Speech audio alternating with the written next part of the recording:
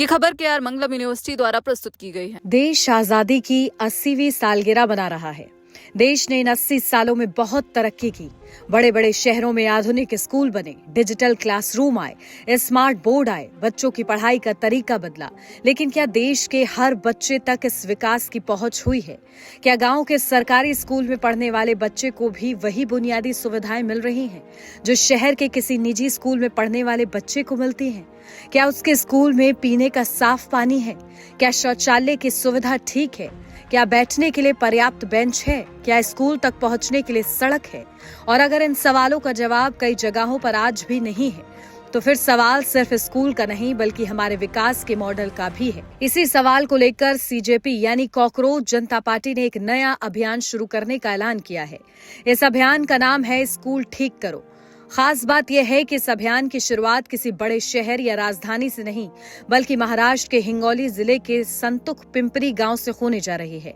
15 अगस्त यानी आज स्वतंत्रता दिवस के दिन सीजेपी अपने इस अभियान की शुरुआत करेगी और इस जगह को चुनने की एक खास वजह भी है। संतुख पिंपरी सीजेपी संस्थापक अभिजीत दीपके का गांव है, यानी जिस बदलाव की बात पार्टी पूरे देश के गांव में करना चाहती है उसकी शुरुआत अपने ही गांव से करने का संदेश दिया जा रहा है। सीजेपी का कहना है कि स्कूल ठीक करो अभियान का उद्देश्य सरकारी स्कूलों की बुनियादी सुविधाओं को बेहतर बनाने के लिए स्थानीय स्तर पर लोगों, पंचायतों और जनप्रतिनिधियों को जिम्मेदार बनाना है। पार्टी की तरफ से खास तौर पर इस बात पर जोर दिया जा रहा है कि किसी गाँव के स्कूल को बेहतर बनाने के लिए हमेशा सरकार या किसी बड़े अधिकारी का इंतजार ही क्यों किया जाए। अगर गांव के लोग जागरूक हैं और अगर अभिभावक अपने बच्चों की शिक्षा को लेकर आवाज उठाते हैं तो स्कूल की स्थिति सुधारने की शुरुआत वहीं से क्यों नहीं हो सकती। इसी सोच के साथ अभियान में स्थानीय सरपंचों को भी चुनौती दी जा रही है कि वे अपने गांव के सरकारी स्कूल की जिम्मेदारी लें और उसकी बुनियादी जरूरतों को पूरा करने की दिशा में काम करें। इस अभियान का एक अहम हिस्सा है सरपंच चैलेंज। इसके जरिए देश भर के सरपंचों से अपील की जा रही है कि वे अपने गांव के स्कूल की स्थिति को देखें और ये सुनिश्चित करने की कोशिश करें कि बच्चों को पढ़ाई के लिए जरूरी मूलभूत सुविधाएं मिले। स्कूल में बेंच है या नहीं, पीने का पानी है या नहीं, बिजली की व्यवस्था कैसी है, शौचालय की हालत क्या है, बच्चों को बैठने और पढ़ने के लिए पर्याप्त जगह है या नहीं। इन तमाम सवालों को स्थानीय स्तर पर उठाने की कोशिश की जाएगी। सोच यही है कि अगर एक गांव का सरपंच अपने स्कूल को बेहतर करता है तो दूसरे गांव के सरपंच भी उससे प्रेरणा ले सकते हैं।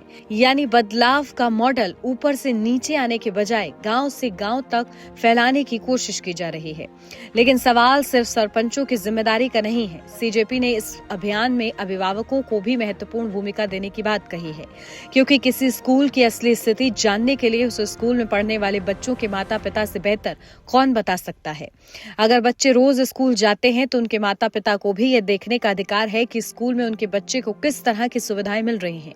क्या स्कूल में साफ पानी उपलब्ध है? क्या लड़कियों के लिए अलग और सुरक्षित शौचालय है? क्या स्कूल में बिजली आती है? क्या बच्चों के बैठने की व्यवस्था है? यही सोच इस अभियान के सोशल ऑडिट वाले हिस्से के पीछे दिखाई देती है। सीजेपी संस्थापक अभिजीत दीपके ने ग्रामीण स्कूलों की स्थिति को लेकर सवाल उठाते हुए ये बात कही है कि जब देश में नया संसद भवन बनाया जा सकता है, प्रधानमंत्री आवास बनाया जा सकता है और बड़े बड़े विकास प्रोजेक्ट पर काम हो सकता है, तो गांव के सरकारी स्कूलों को बेहतर बनाने पर भी उतना ही ध्यान क्यों नहीं दिया जा सकता। यह सवाल सुनने में सीधा है, लेकिन इसके पीछे एक बड़ा मुद्दा छिपा है। देश के विकास की प्राथमिकताएं आखिर क्या होनी चाहिए? क्या विकास सिर्फ बड़ी इमारतों, एक्सप्रेसवे और शहरों तक सीमित रहना चाहिए, या फिर उसकी सबसे पहली कसौटी यह होनी चाहिए कि गांव का बच्चा किस माहौल में पढ़ रहा है। देश में सरकारी स्कूलों की स्थिति को लेकर समय समय पर बहस होती रही है। सरकारें योजनाएं बनाती हैं, बजट आता है, स्कूलों में सुविधाएं बढ़ाने की कोशिश होती है, लेकिन जमीन पर किसी खास गांव के स्कूल की वास्तविक स्थिति क्या है, इसे देखने की जिम्मेदारी आखिर किसकी है? सरकार की, प्रशासन की, पंचायत की, स्कूल प्रबंधन की या अभिभावकों की? शायद इन सभी की, क्योंकि सरकारी स्कूल आखिर किसी एक व्यक्ति की संपत्ति नहीं है। ये उन बच्चों के भविष्य से जुड़े संस्था हैं जिनके परिवार शायद महंगी निजी शिक्षा का खर्च नहीं उठा सकते। 15 अगस्त का दिन इस अभियान की शुरुआत के लिए इसलिए भी प्रतीकात्मक है क्योंकि स्वतंत्रता दिवस सिर्फ आजादी का जश्न मनाने का दिन नहीं है, यह उस जिम्मेदारी को याद करने का दिन भी है जो आजादी के साथ हमारे सामने आई थी। देश की आजादी का सपना सिर्फ अंग्रेजी हुकूमत से मुक्ति तक सीमित नहीं था। सपना एक ऐसे भारत का भी था जहां हर नागरिक को बराबर अवसर मिले, जहां गरीब और अमीर के बच्चे के भविष्य के बीच सिर्फ आर्थिक स्थिति की दीवार ना हो और जहां गांव में पैदा होने वाला बच्चा भी अपने सपनों को पूरा करने का मौका पा सके।